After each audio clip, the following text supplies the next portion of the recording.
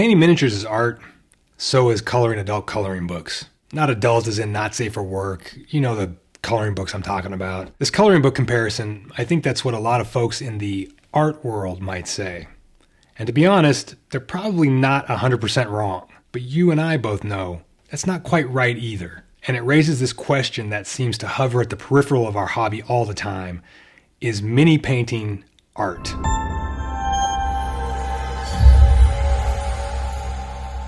Greetings, good humans, and welcome to Tabletop Alchemy, where we chat about all kinds of things related to the tabletop gaming hobby in as roundabout and disorganized a way as possible. On a recent Trapped Under Plastic podcast, Scott the Miniature Maniac and Ninjon briefly discussed this question about whether or not mini painting can be considered fine art. Do you think that mini painting is more technically focused than traditional art?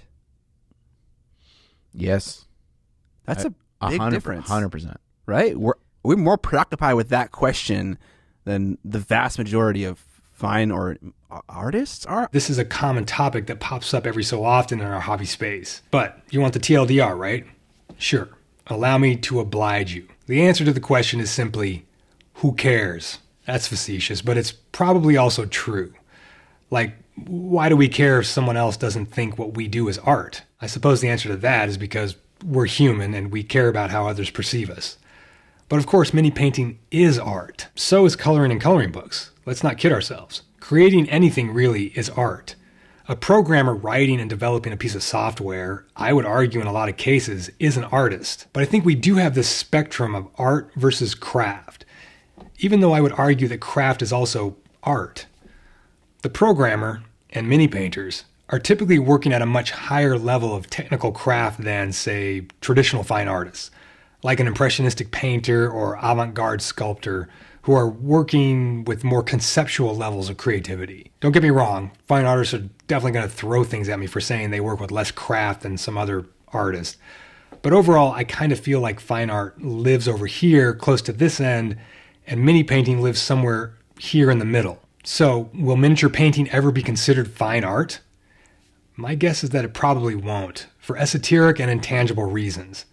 Even setting aside the coloring book thing, and an artist both sculpted and painted a single unique miniature themselves, which certainly happens, there's still this question of emotion, I guess. Let me explain. Good art, I think we'd all agree, elicits an enduring and emotional response from a viewer or a beholder. Space Marines generally don't do that.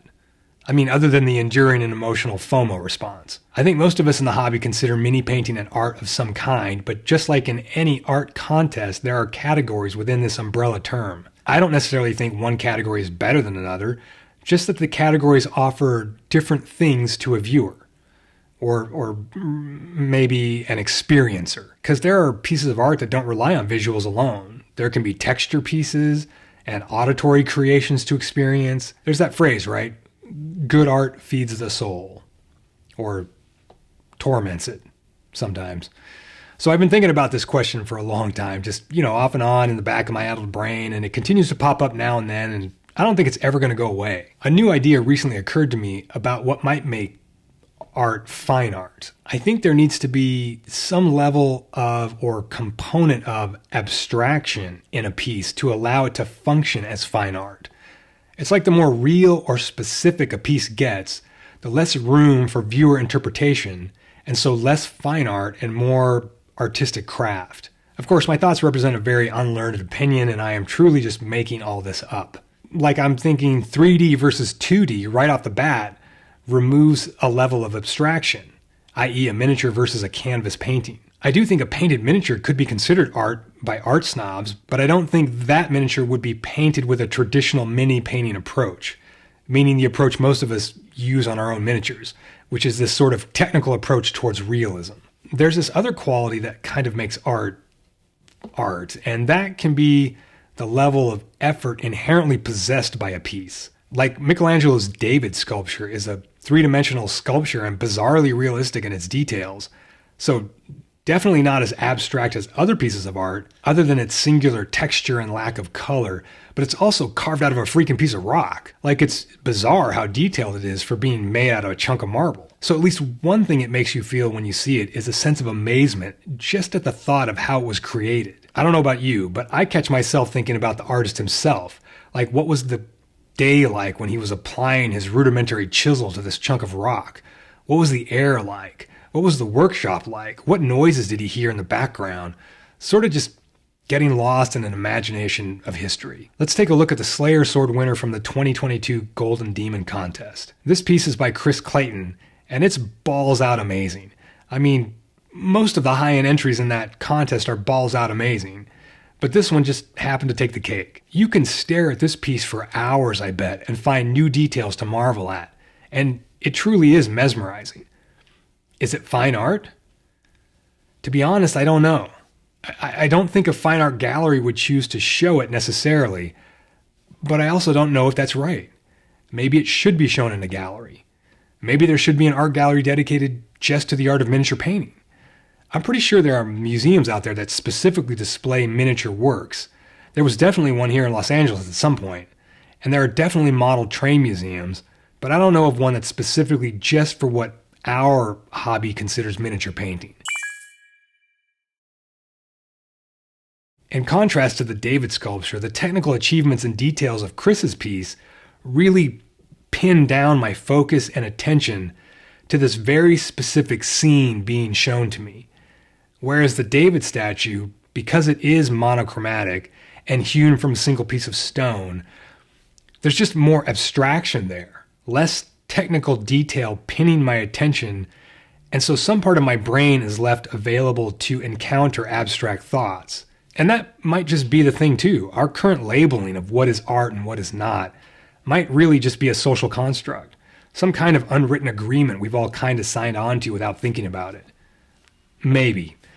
I bet some people that are way smarter than me would argue that this unseen, inscrutable feeling that directs our consideration of what is art and what is not is something more fundamental to our human existence rather than a contemporary social construct. Let's look at this piece by Tom Hugh. Apologies if I've mispronounced his name. This is a great example to compare to some of the points we just discussed. This miniature was sculpted and painted by Tom.